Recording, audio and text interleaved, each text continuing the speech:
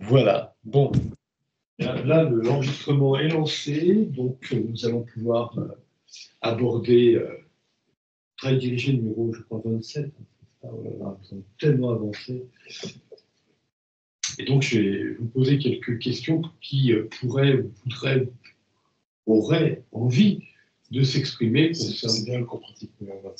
concernant donc, le précédent, le cours pratique numéro 26. Alors, ce qui était intéressant, c'était de se dire, sur un plan horizontal, on peut essayer de connecter des processus de type, justement, on va dire, entre guillemets sensoriels, motrimoteur ou bien végétatif. Donc, en des termes plus clairs, des émotions qui vont être, par exemple, sur le plan moteur, sur le plan entre guillemets moteur, bien sûr, c'était se dire, est-ce que je peux observer un mécanisme du type une émotion redondante en moi qui n'arrête pas d'être là, et puis, soudain, un changement d'émotion dans ma machinerie, j'observe ça, passer une autre émotion, voire en passer une autre, puis une autre, et pouvoir relier les deux. Mais ce qu'on va travailler après, ce sera un peu plus transversal. Mais à ce niveau-là, déjà, qu'avez-vous pu observer, si vous avez pu trouver matière à observer sur vous-même? Oh, ce long silence. Alors, moi, je veux bien me lancer. Je ne sais pas si je vais être hors sujet, mais c'est pas grave. Vous me direz. Il se trouve que j'ai auto-observé que mon neurosystème ressentait une tension lorsque quelqu'un me dit que ce que je suis en train de réaliser va échouer. Et à ce moment-là, je sens une colère monter en moi, très forte, comme si de toute façon je vais être, je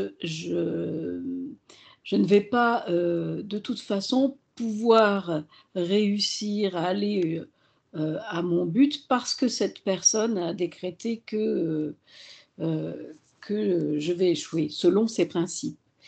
Et donc ça fait très longtemps que que j'auto-observe cette dynamique en moi. Je crois même depuis toute petite, depuis que j'ai conscience que j'ai une biopsychomachine qui fonctionne et un état émotionnel réactif à, à cette, on va dire, intervention de l'autre. Et je me suis auto-observée cette semaine en train de me dire, mais finalement, donc il y a eu un espèce de stoppage qui s'est fait à ce moment-là. Cette personne peut bien penser ce qu'elle veut. Je vais tenir compte, je vais en fait discerner le fond et la forme de ce que cette personne me dit. Sur le fond, il peut y avoir des choses qui m'interpellent et que je vais prendre en compte. Et sur la forme, eh bien, je décide de laisser de côté cette forme-là et je vais me recentrer sur mon but et ce que je veux atteindre. Et à partir de ce moment-là, j'ai donc senti, évidemment, j'ai ressenti et j'ai observé, j'ai auto-observé mon système nerveux se détendre et tous mes muscles se détendre aussi.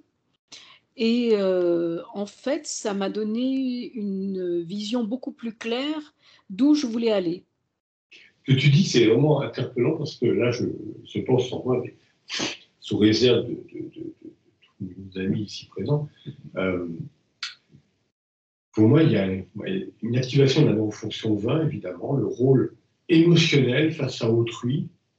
Et puis, à un moment donné, ça devient une saturation et ça touche, tu parlais de phénomène neuromusculaire, mais ça touche à une neurofonction 15.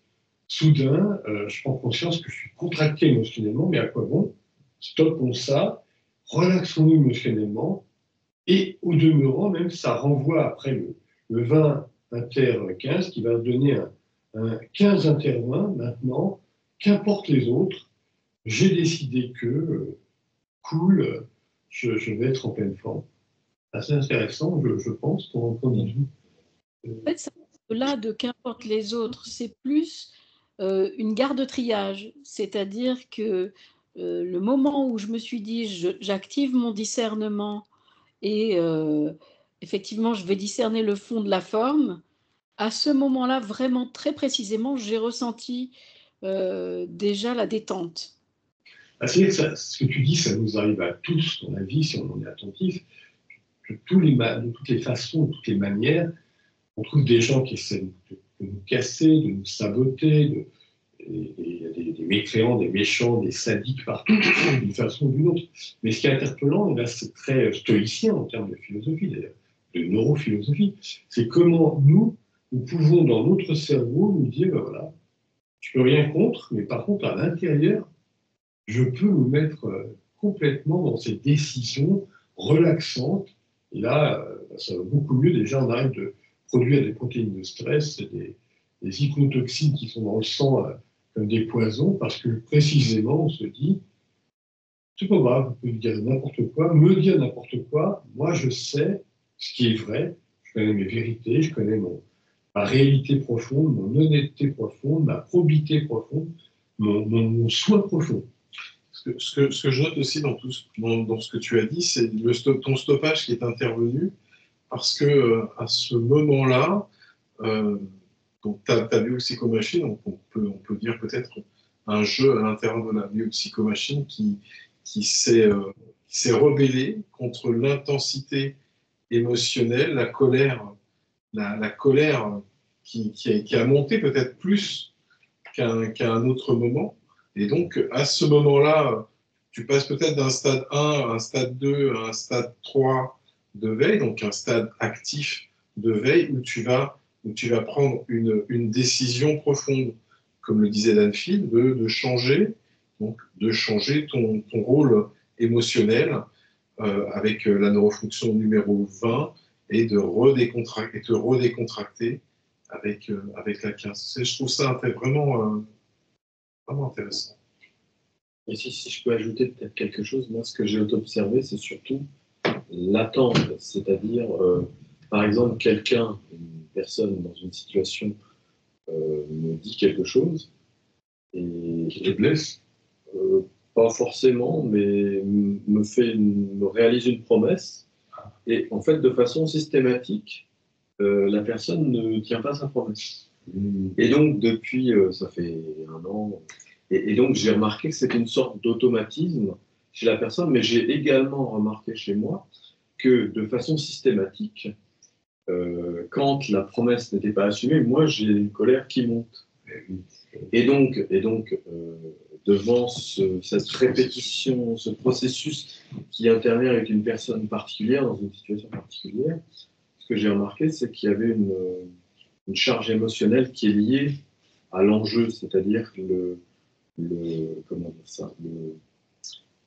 l'enjeu représente le niveau de force de l'émotion qui surgit. Et ensuite, le deuxième aspect, c'est que, évidemment, c'est comme tu l'as dit, c'est-à-dire ça s'implémente dans le corps, c'est-à-dire déjà, c'est les épaules. Après, si ça dure trop longtemps, c'est j'ai mal à l'estomac.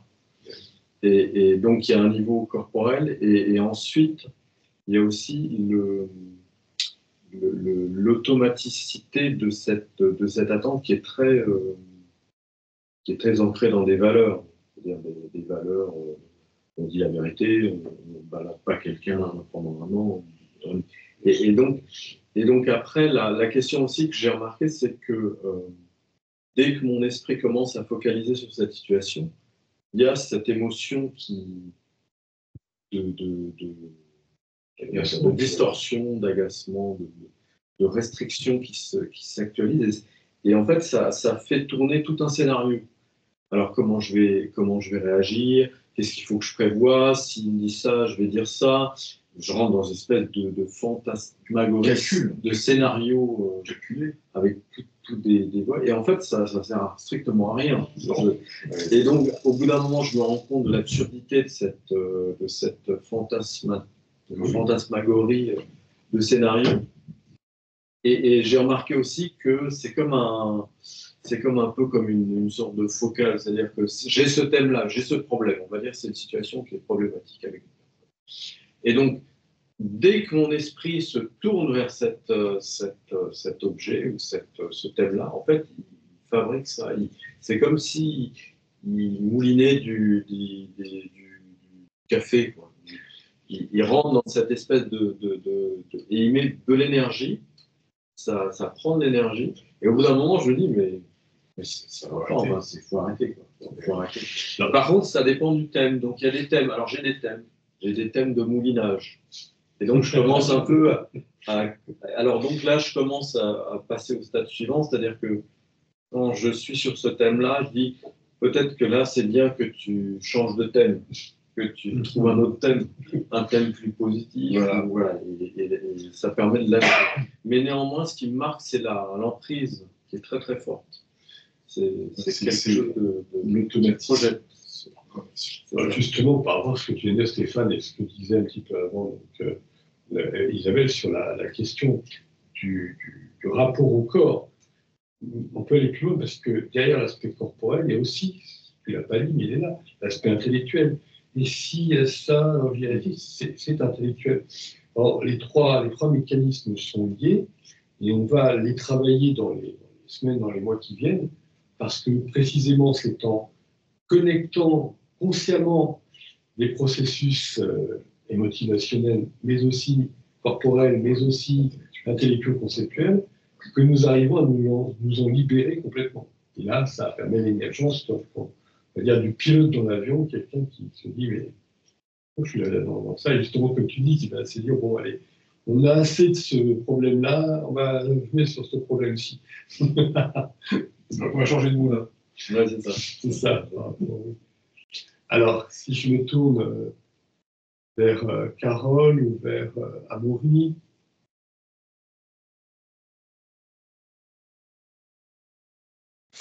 Moi, je rejoins un peu l'expérience d'Isabelle, sauf que moi, c'est une expérience plus récente, mais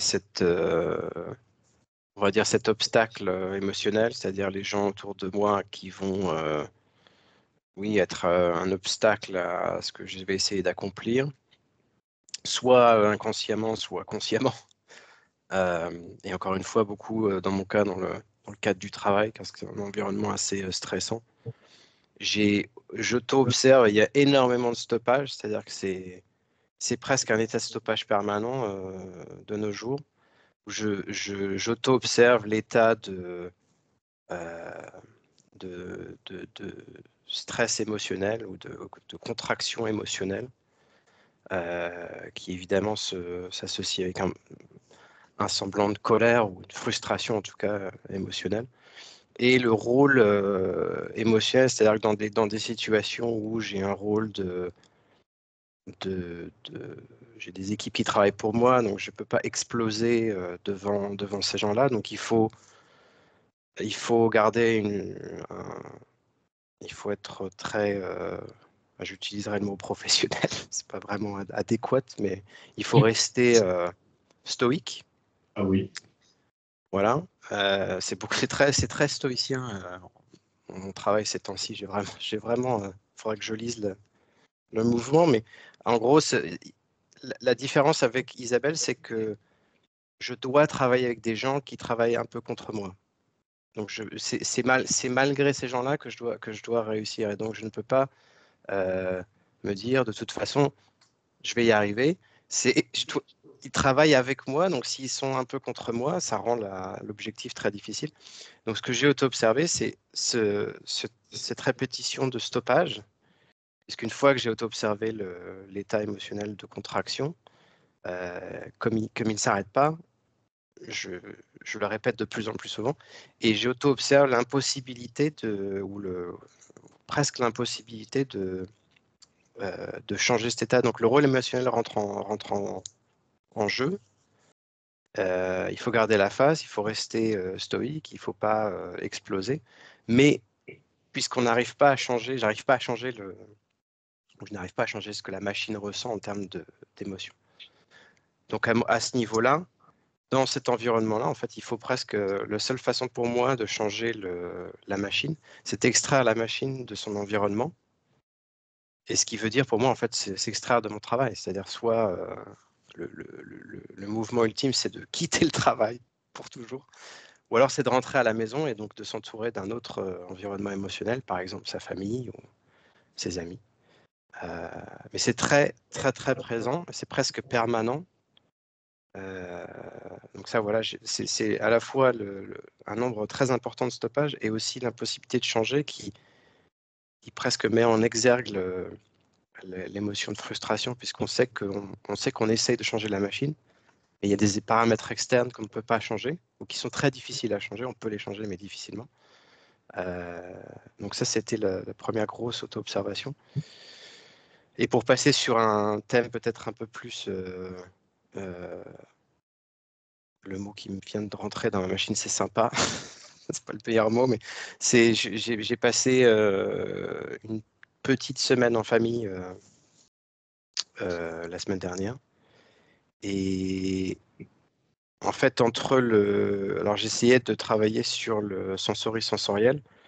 Et donc, dans des moments d'explosion de rire, par exemple, qui se rappelaient en nous la dernière fois, en fait, au moment, il y a eu un ou deux moments où il y a eu il y a beaucoup de moments d'explosion de joie. Et à un moment en particulier, il y a eu un stoppage.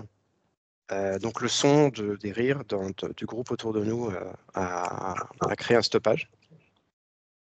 Et c'est rappelé en moi, en fait, l'image conceptuelle du même groupe quelques années avant. Et la machine s'est rendue compte que la dernière fois que ce groupe était ensemble, c'était quand ma femme et moi nous sommes mariés, ce qui est quand même il y a 8 ans et demi. Et donc, j'ai rappelé au groupe, je viens de me rendre compte que la dernière fois qu'on était tous ici dans la même pièce, c'était il y a 8 ans. Donc, il y a eu cette association d'émotions qui s'est créée, qui a du coup créé encore plus de jovialité. Et dans ma tête, à ce moment-là, la machine a revécu, en gros, c'est repasser le film, à revisionner intérieurement le film de quelques moments clés 8 ans avant, qu'on s'est rappelé entre nous. Donc, c'était très sympa. Voilà, c'est les deux gros moments dont je voulais parler. Bon, ce que tu as dit à la fin, évidemment, c'est en fonction 17, mais en fonction 21. Et c'est très joli d'avoir justement ces émotions liées à ce qu'on a pu voir et entendre notamment. Par contre, ce que tu disais un petit peu avant, pouvoir s'extraire, c'est plutôt là en fonction 16, on en parlera pour le coup numéro 28, mais tout à l'heure on a déjà le 27, ça se rapproche, mais en effet il y a des échappatoires quand on est trop... au secours. Bien sûr, heureusement. Ce qui est intéressant, c'est qu'il a vécu ses émotions avec ses amis à la fois dans le présent, parce qu'ils étaient bien là, et aussi avec eux dans le présent, en se remémorant des souvenirs du passé. Il y a des deux aspects. C'est vrai, c'est passionnant, Serge, tu as raison, parce que souvent, on est soit en partie dans le passé, et on n'est plus là. On est là. Soit on est là, et on ne sait plus qu'il y avait un passé. Et quand on arrive à avoir ce va-et-vient entre le passé et le présent, presque comme si le passé, on avait réveillé, il est là, comme une expérience que j'avais narrée dans un livre, d'ailleurs, ça c'est impressionnant. J'étais allé dans un endroit où j'avais eu une maison quand j'étais petit, j'avais un jardin, et beaucoup de décennies plus tard, j'y suis allé, et à la place, il y avait un grand immeuble, une série d'immeubles. Alors, je vois un grand immeuble, et dans mon cerveau, il y a la petite maison là-bas avec son jardin, et les deux images qui se frottent, c'est complètement bizarroïde. Et je vois bien que dans le présent, il y a un immeuble. En même temps, je vois, là, on est sur un processus cognitif de type conceptuel, je vois aussi cette maison. Et in fine, bien sûr, on l'a compris, il y a le processus affectif, émotionnel qui est là avec l'ambiance de cette maison, malgré l'autre ambiance qui visuellement est bien là. Alors, un petit tour vers Carole ou pas? Carole, dis-nous.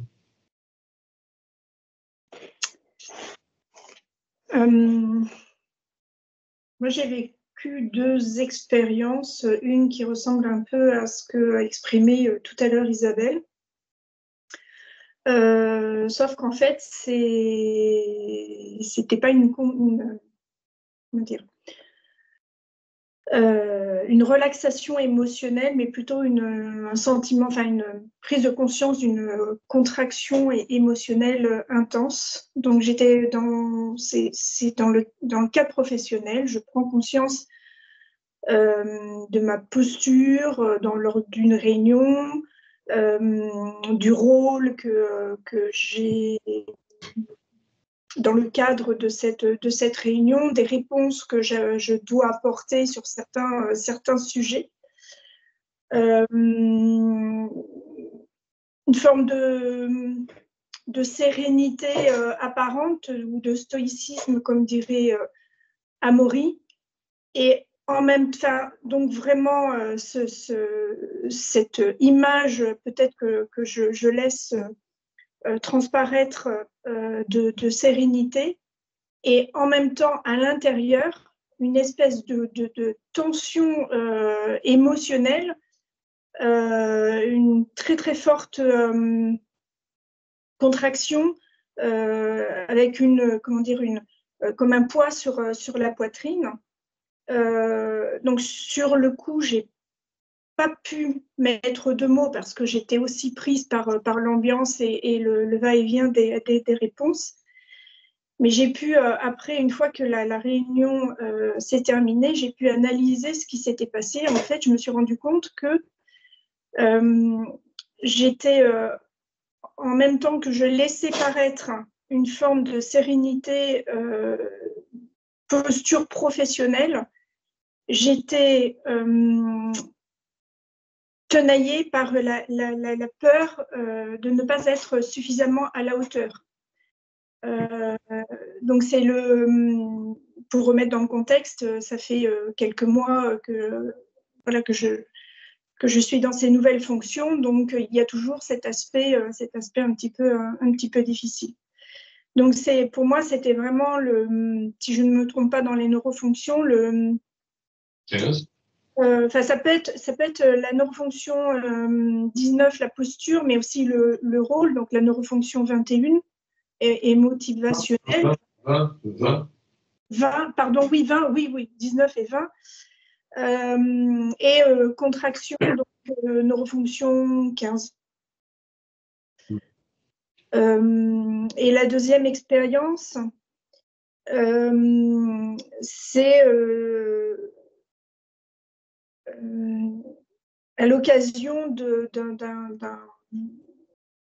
d'un coup de fil que j'ai eu avec une personne de ma famille et qui me tenait des discours un peu répétitifs, et j'ai senti un agacement commencer à monter, quelque chose qui en plus récurrent, parce que ça se produit régulièrement dans ce type d'échange. C'est pratiquement toujours la même chose, comme on dit. Donc, les mêmes discours, la même sensation d'agacement. Et par rapport à ce qu'on avait échangé la dernière fois, au lieu de réagir de façon un peu épidermique, ou de façon systématique, automatique à cet agacement qui montait, je me suis remémoré certaines images du passé, ce qui a créé un lien, un souvenir tendre en fait par rapport à cette personne, et ça a permis de soulager ou de libérer la tension qui montait. Donc, c'était la mémoire. Enfin, je ne sais pas si on peut parler de ça, la mémoire des émotions, de ce que la personne avait pu m'apporter dans le passé à travers des échanges, des choses qu'on avait pu vivre. Ça a permis d'apaiser cette tension, là encore, qui montait dans l'instant présent. Alors que d'habitude, je laissais en fait justement cette tension venir à son paroxysme et éventuellement même éclater en disant bon, c'est toujours la même chose, c'est bon, arrête ce discours. Et là, j'ai été presque plus apaisée. Je ne dis pas complètement, mais un peu plus.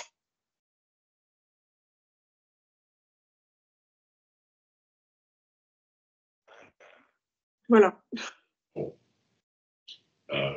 Moi non plus, je n'ai rien à ajouter. En plus, ça reconnaît un peu ce que disait Stéphane. Oui, donc c'est extrêmement Mais riche. c'était un bon enseignement pour moi. Merci, Carole.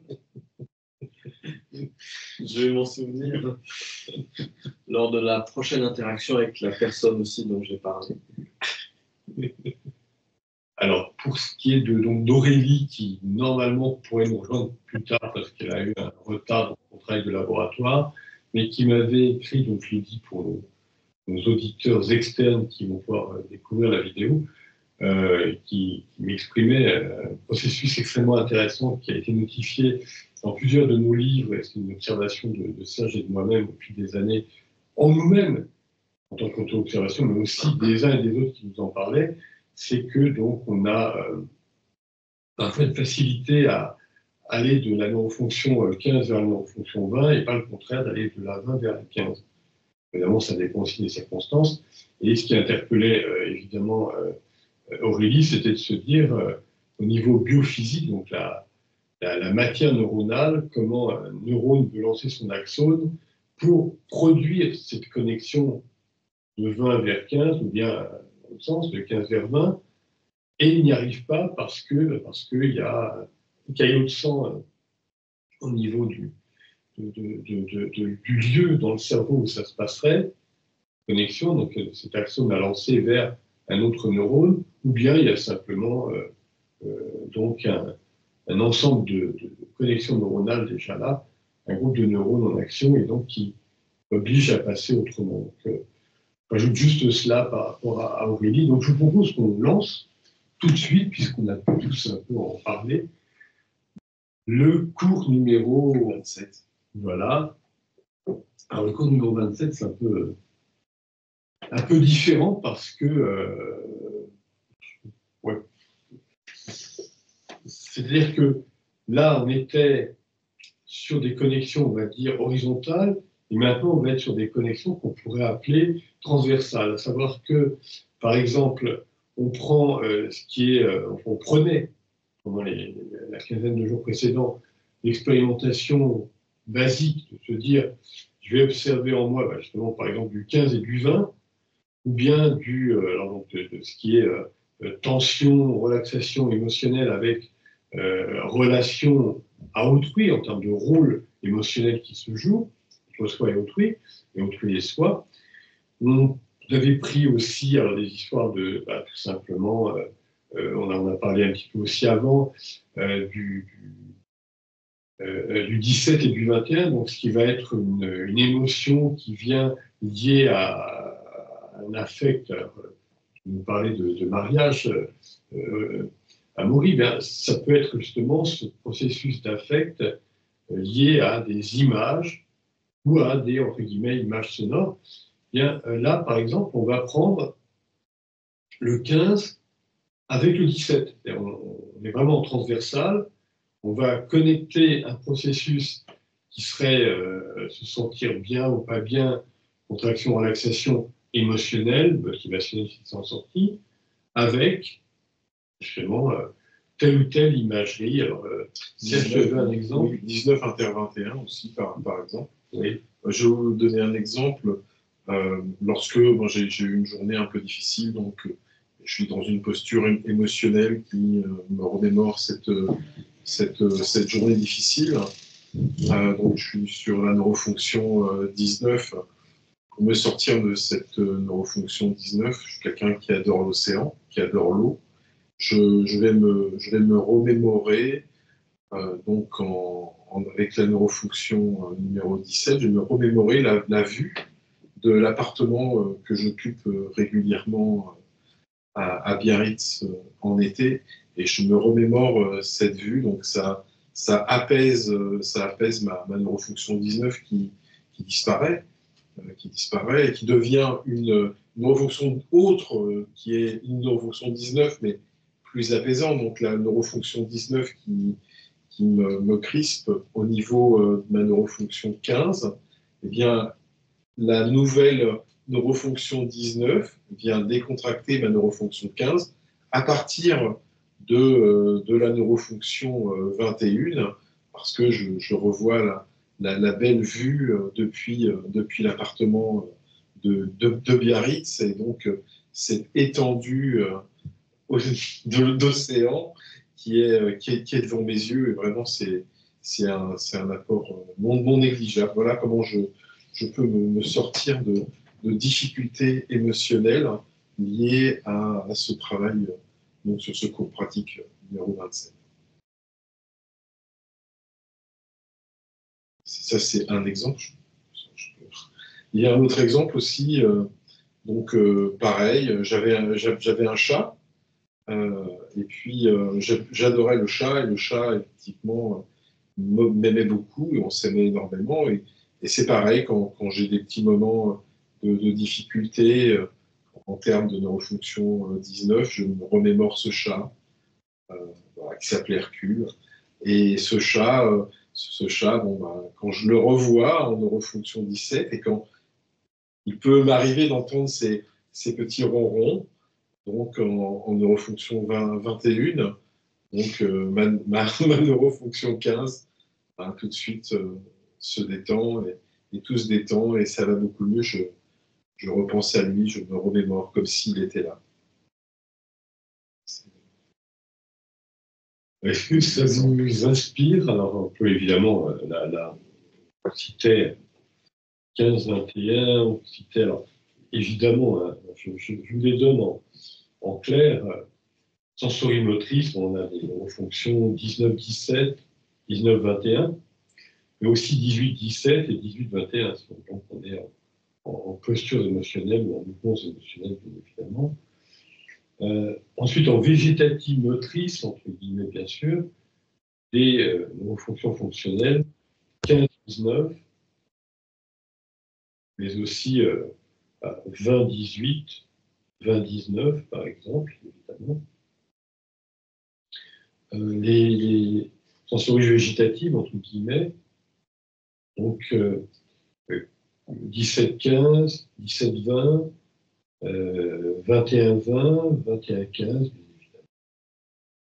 Juste pour situer un peu tout ça. Est-ce que vous voudriez, quelqu'un d'entre vous voudrait travailler un petit peu sur telle ou telle connexion par rapport à toutes celles-ci, pour raconter la possibilité d'avoir déjà fonctionné comme Serge en se disant tiens, je vais connecter ceci à cela. Moi, ça rejoint un peu quand on parlait d'échappatoire tout à l'heure, la stratégie de Serge, ça se rappelle en moi, effectivement. J'ai dans le sensory végétatif, par exemple, selon l'endroit où je me trouve, c'est-à-dire soit dans un transport, soit au travail, soit à la maison,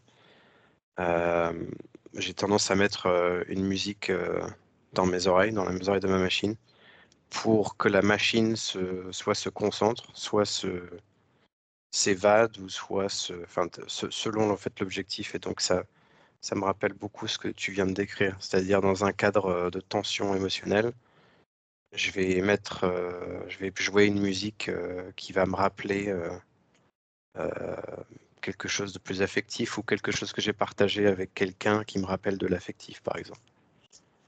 Parce que C'est intéressant comment nos cerveaux fonctionnent, parce que plusieurs fois, à travers toutes ces séances de travaux dirigés, je me disais, un tel parle, mais est un peu en avance de 1, 2 ou 3 cours. Et là, ce qui se dit, en effet, ça laisse apercevoir l'intervention de la non-fonction 16 en filigrane, Oui. qui, justement, nous permet de... J'en en parlais tout à l'heure. Exactement, avant le cours, on avait déjà préparé le cours, et en disant, mais oui, il va y avoir ce décalage, et c'est assez interpellant, parce que ce que tu racontes, évidemment, oui, c'est ça, c'est avant d'arriver dans ces neurofonctions, on va dire, en transversal, en fonctionnement transversal, eh bien, on veut s'échapper. Là, on a conscience de l'espace motivationnel, un espace émotionnel épouvantable, et on se dit, au niveau motivationnel, on va créer un espace autre, et là, après, on arrive à ce dont on parlait un petit peu avant, du Herculène, du chat et autres. Donc, J'ai le même exemple que toi, d'ailleurs, Serge, c'était pas notre chat, c'était le chat de nos voisins. Il est encore vivant, hein, le chat, mais ils ont dû malheureusement le rendre à l'association depuis laquelle ils avaient adopté le chat. Ils avaient des problèmes avec. Enfin bref, ce chat venait régulièrement squatter dans notre maison parce qu'on a des portes ouvertes et c'est des maisons mitoyennes typiques anglaises, donc le chat se baladait entre maisons. Et pendant l'été, chaque jour, le chat venait me chercher pour que j'aille la caresser sur le patio. C'était très spécifique. Et c'était 10 minutes tous les jours qui étaient vraiment très importantes pour moi. Et malheureusement, depuis qu'il n'y a plus le chat, donc maintenant, je me rappelle ce moment-là dans des moments de tension, parce qu'il y a un moment très affectif. Donc, ça me remet toute ma machine dans un état de relaxation et de bien-être pendant ce temps-là. Donc, c'est très similaire.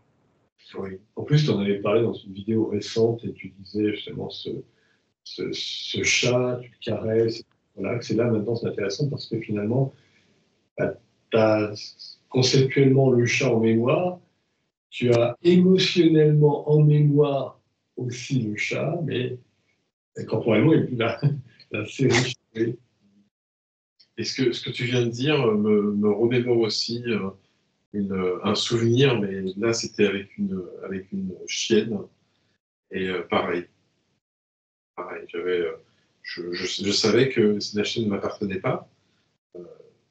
Et je savais que quand j'allais la voir, quand je la voyais, c'était vraiment une affection très, très profonde avec l'animal.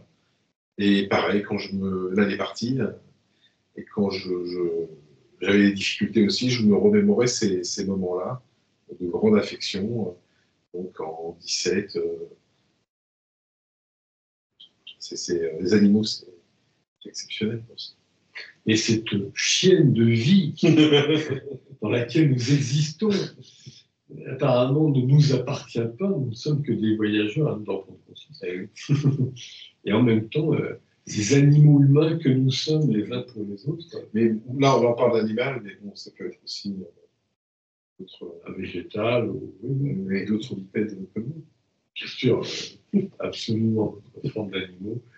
Exemple avec bien sûr les animaux, mais plus spécifiquement, comme j'ai beaucoup changé de lieu de vie, que effectivement j'ai amené mon chat avec moi partout, mais outre ça, et d'ailleurs c'est en lien avec mon chat Shadow, parce que partout où j'ai vécu, je repérais un arbre spécifique qui vraiment me faisait ressentir des émotions particulières quand je l'approchais. Oui, ils sont verts de fer. Pardon ? Tu me faisais ressentir. Il me faisait ressentir. Sans le verbe faire, que remplacerais-tu? Quel serait ton verbe? T'écoutons.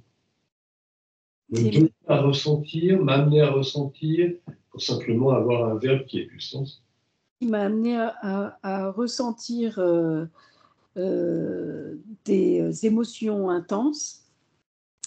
Et souvent, que ce soit en Angleterre justement ou en Asie, il y a dans certains lieux des arbres, ce qu'on appelle les arbres remarquables, et des arbres où j'avais pris l'habitude de méditer régulièrement au centre de ces arbres qui ont plusieurs branches, en fait plusieurs grosses branches. Et donc, c'est pour moi un ancrage comme Serge pouvait parler de son ancrage à la mer, à l'océan, à Biarritz. La remémoration et la visualisation de ces arbres remarquables et les moments que j'ai pu, on va dire, partager avec eux, et surtout souvent en même temps que mon chat y était, c'est-à-dire qu'il me suivait, et donc on avait en même temps, on partageait ces émotions-là, à ce moment-là, sont très fortement ancrées en moi et me permettent effectivement, quand je suis en tension, de pouvoir m'apaiser. Et je trouve que le lien entre le monde végétal, animal, nous faisons partie du monde animal, mais souvent... Pardon ? Nous sommes partis du monde animal. C'est vrai qu'on est souvent, nous sommes trop souvent dans nos têtes et pas souvent alignés dans notre corps et notre cœur, et alors qu'un animal... autre. Un animal autre, parce que nous sommes dans des grands singes, là. Ouais. Voilà. Et donc, le rapport à végétal et à l'animal permettait à ma biopsychomachine de se rééquilibrer aussitôt et de me réancrer, vraiment. Alors, je viens de m'apercevoir, je viens d'auto-observer, donc c'est en rapport avec ce qu'a dit Amaury tout à l'heure. Et là, maintenant, nous sommes dans le présent, et donc chacun donne ses souvenirs du passé. Et dans ce présent, chacun donnant ses souvenirs du passé, il y a chez moi donc, au niveau de ma neurofonction 15, donc je suis très, très décontracté émotionnellement, et je suis très sensible à ce qui se dit. Donc il y a une affection qui arrive, un lien qui se crée, parce que il n'est plus secret, ce lien, il est là, présent. Et donc, c'est une belle émotion qu'on partage dans le présent avec chacun de nos souvenirs du passé. Et donc, on revit ce que, avec une moindre intensité, parce qu'on n'est pas dans un mariage. Bon, mais on est en train de vivre, on revit un peu ce qu'a vécu là, dans le moment, tout de suite, maintenant, avec ces neurofonctions ces auto-observations du moment, du cours pratique numéro 27, hein, du 18 inter 15, du 20 inter 15, même du 21, on l'a dit chacun, et même du 21 parce qu'on se regarde, on s'entend, on se regarde, du 21, du 17, et on vit l'émotion maintenant à travers ça, à travers ce qui s'est dit et ce qui se vit. Merci à toi, Serge, en effet, de nous inviter à venir au présent, c'est-à-dire qu'on n'est pas seulement dans un travail passif avec une activation de notre souvenir de ceci ou de cela, mais on peut aussi se jeter dans un travail actif et se dire présentement, présentement, et oui, au présent, mais oui, disons-le, présentement, même si le terme n'est plus usagé, eh bien, il me paraît important de se rappeler qu'on est là tout de suite maintenant, et que là, maintenant, tout de suite, nous pouvons entrer en expérience, c'est très actif, entrer en expérience en se disant, est-ce que je peux peut-être réaliser, en effet, quelle émotion me traverse? Est-ce que c'est une émotion en 15, est-ce que c'est une émotion fluide ou contractée? Bon, t'as recontracté en 15. Hein. J'étais dans du très décontracté avec ce qui se disait. Et tu as recontracté tout ça. Un peu. Par contre, tu peux te retrouver justement avec le 21 et à l'écoute, justement. J'écoute le Danchi qui parle et je peux me dire, par rapport au sage qui parlait avant, je vais être relax. C'est-à-dire que j'entends les mots, même intellectuellement, ça peut être un autre régime, on en parlera dans quelques semaines, mais plus tard, mais déjà, pouvoir maintenant nous dire, simplement, j'entends des sons, et ces sons vont m'amener, par rapport à cette émotion qui passe à travers eux, est-ce que je peux justement me libérer de la contraction émotionnelle qui peut être là? Mais, peut-être moi j'ai remarqué quelque chose comme un exercice d'ailleurs, dans le métro. C'est-à-dire d'entrer dans le métro et seulement en regardant les visages des personnes, essayer d'entendre leur ressenti. En fait, ça fonctionne très vite. Et donc, toute la question, c'est de ne pas rentrer dedans, mais de voir que chaque visage, en fait, amorce chez moi une réaction émotionnelle. Et ça fait toute une palette. C'est assez intéressant. Ça amène toute une palette je sais pas, c'est peut-être des automatismes, des neurones en miroir. Et c'est très rapide. Et après, on peut sentir, si par exemple quelqu'un est très triste ou très en colère, en fait, notre esprit tout de suite va vers ça. Il se focalise, il va directement sur l'émotion qui a un niveau très fort. Et c'est très subtil, mais c'est comme si, à la vitesse de la lumière, paf, l'œil, en tout cas dans ma psychomachine, se dirige vers le visage, par exemple, qui ressent comme triste ou qui ressent comme... Et la question, c'est, ok, mais sans suivre cette focalisation. Parce qu'après, vraisemblablement que si on se laisse trop entraîner vers cette...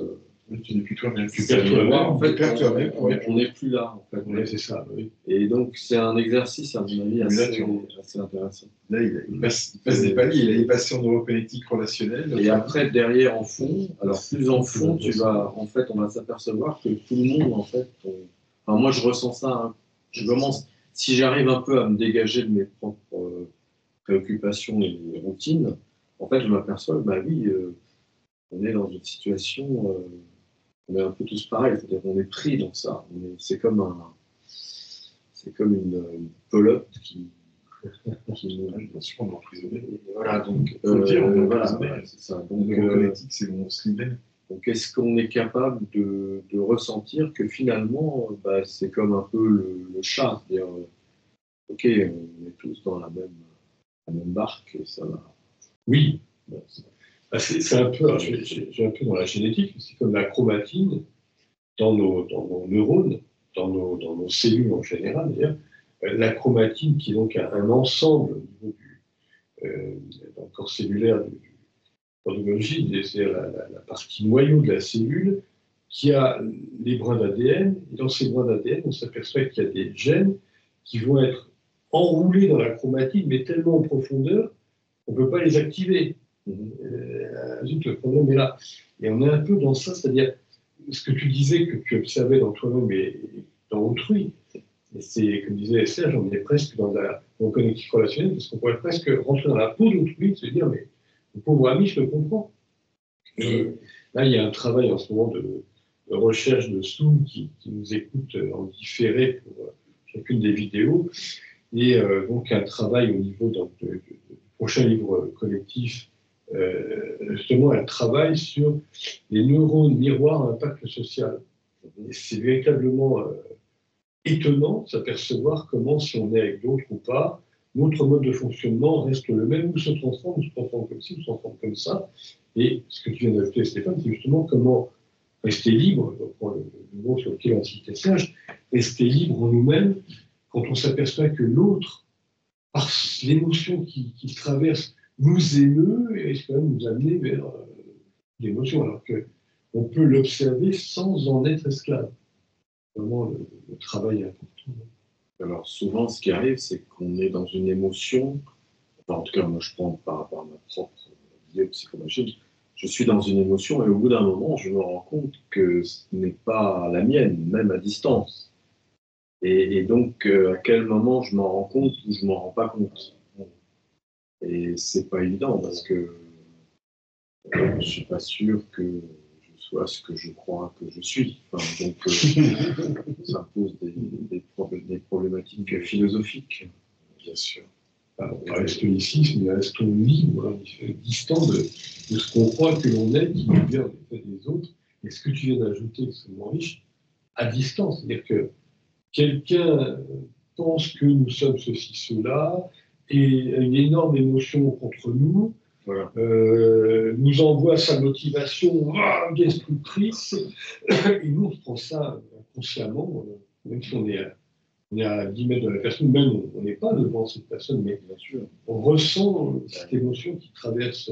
On a aussi ces têtes, c'est-à-dire des fois on réagit de façon très, entre guillemets, négative, alors que c'est plutôt lié à notre karma, je dis ce mot, mais c'est notre conditionnement. Notre conditionnement, voilà, notre race vécue.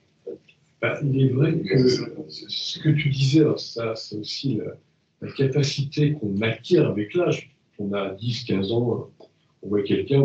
D'ailleurs, on a vu des histoires avec des gens qui étaient monstrueux et qui dirigeaient des gens vers des horreurs. Et puis on se dit, mais comment ces gens ont pu les suivre? Mais ils n'ont pas lu sur le visage, c'est un monstre. Mais quand on est plus âgé, on décode tout de suite, oh là là, ces crispations, ce visage, ce regard, c'est quelqu'un de monstrueux.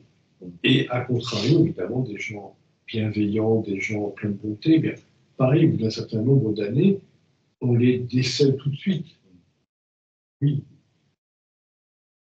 Est-ce que ça vous parle pour rester dans notre train? Je vous redis un peu pour qu'on reste bien concentré, parce que en fonction 16, on se l'étudiera la prochaine fois. Donc, du 19 inter 17 ou 19 inter 21, par exemple, du 15 inter 19, du 20 inter 18, du 17 inter 15, on a parlé de Biarritz et autres lieux. C'est intéressant parce que ça se pensait en moi à un moment donné. On a parlé du règne animal, du règne végétal, mais aussi le règne minéral, d'une certaine manière, l'eau qui est là, qui est...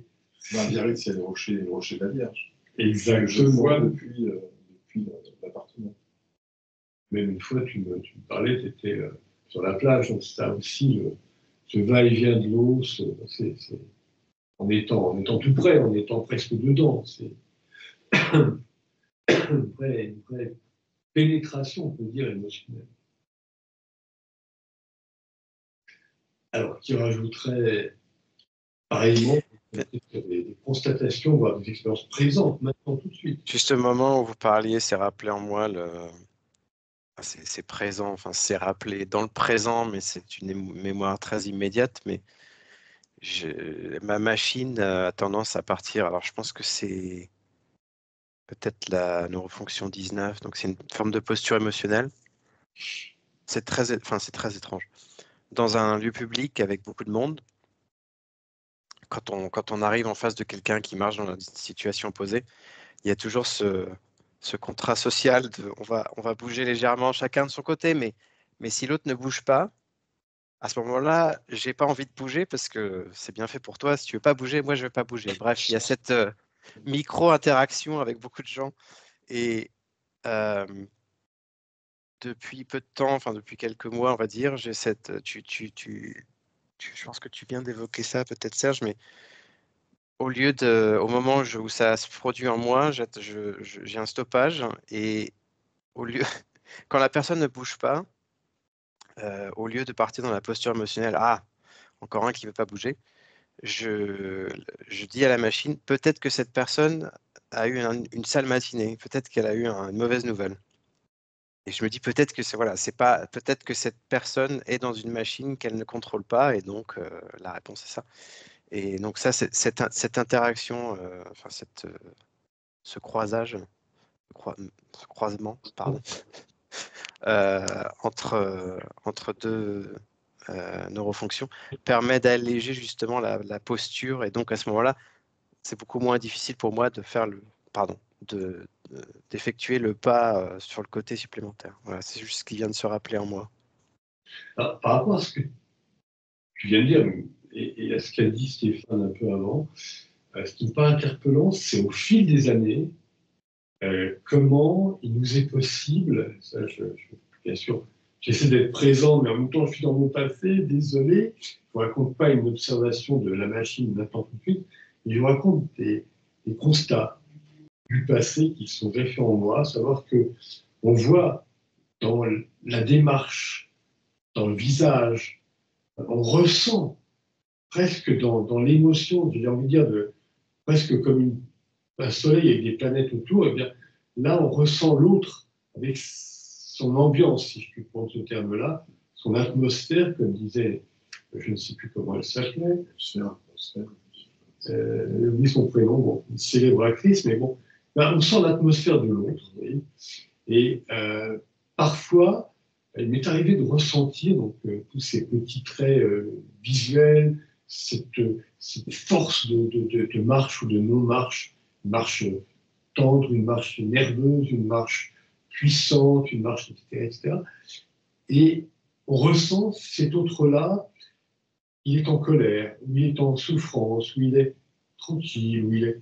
Et on sait que bah, là, je vais justement...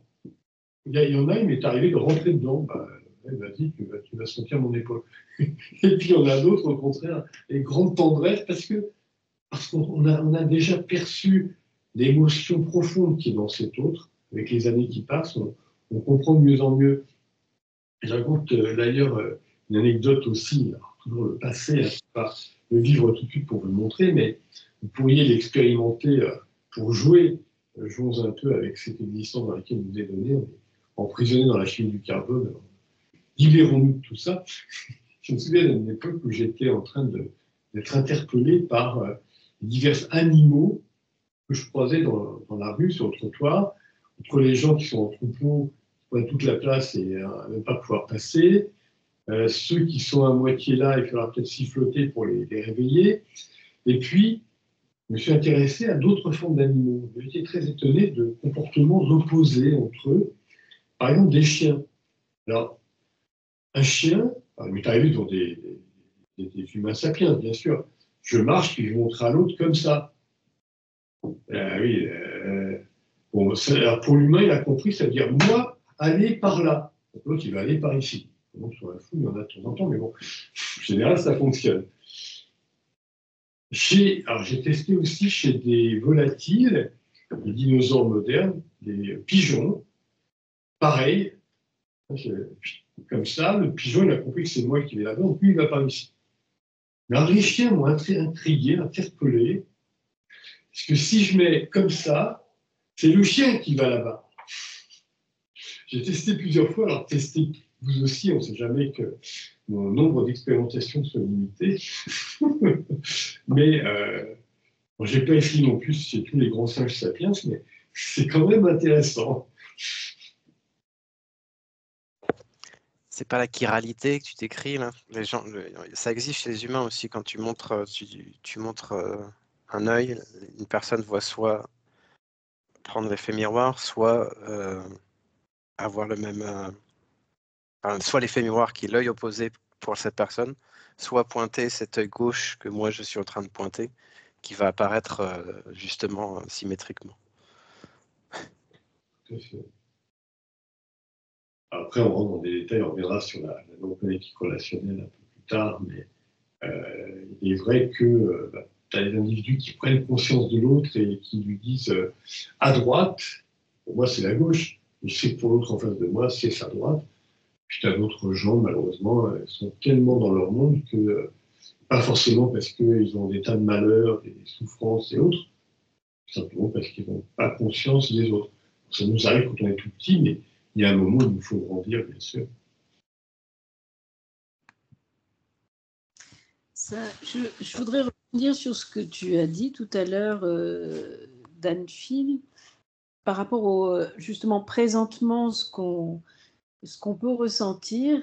Et en vous entendant, il y a une petite dizaine de minutes, dans votre petit trio salon jaune, il y a une espèce de ronron qui s'est opéré À cause des chats. et qui, en fait, a accru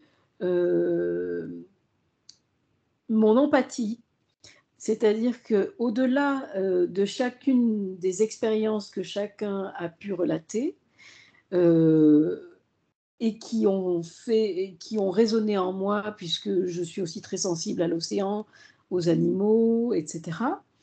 Le ronron qui s'est créé et le son global de ce ronron a créé en moi une détente.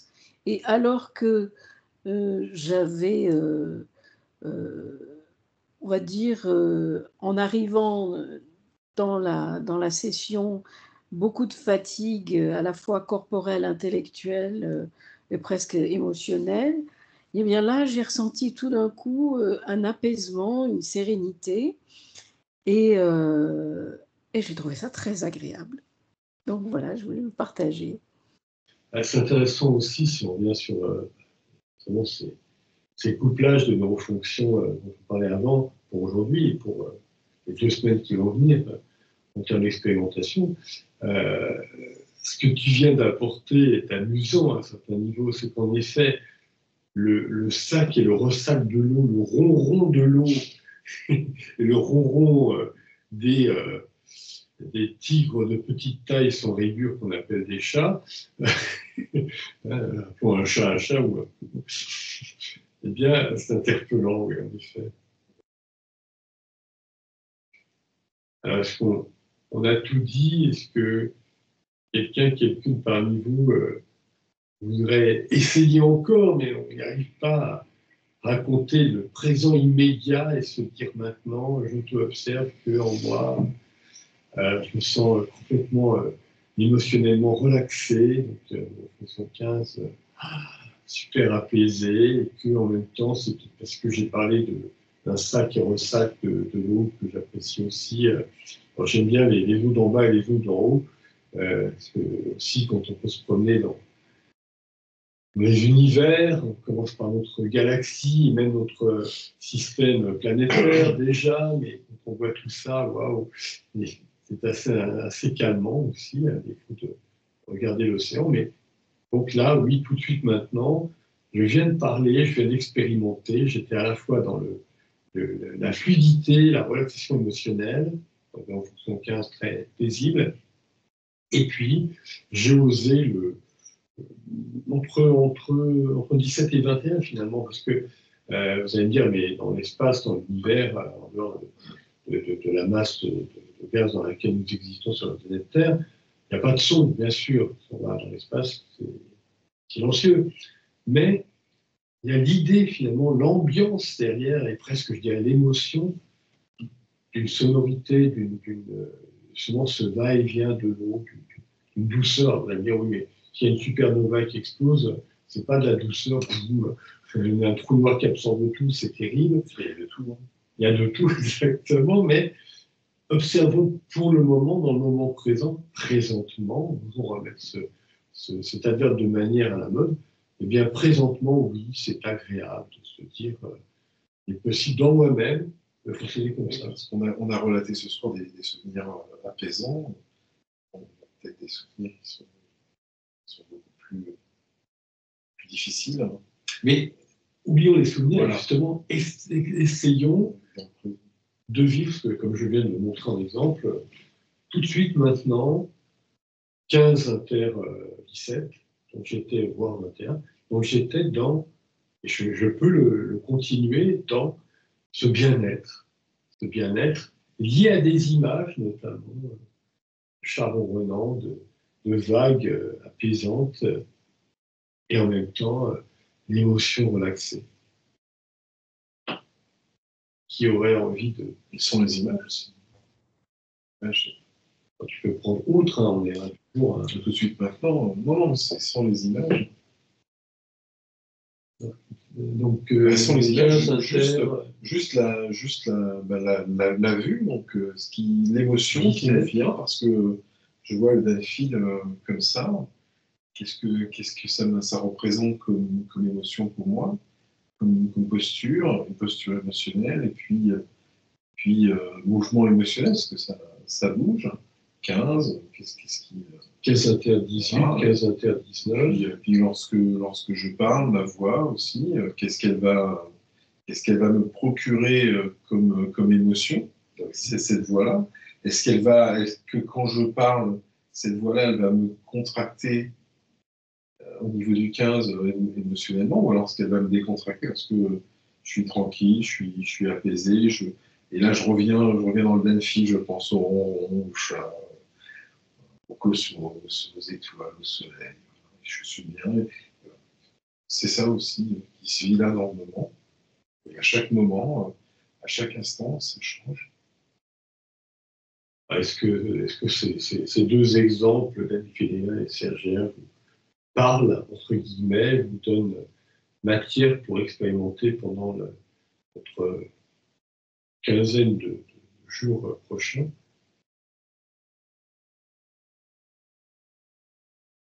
Je vois un peu chez Amaury. Très bien. Alors, on va clore la partie enregistrée.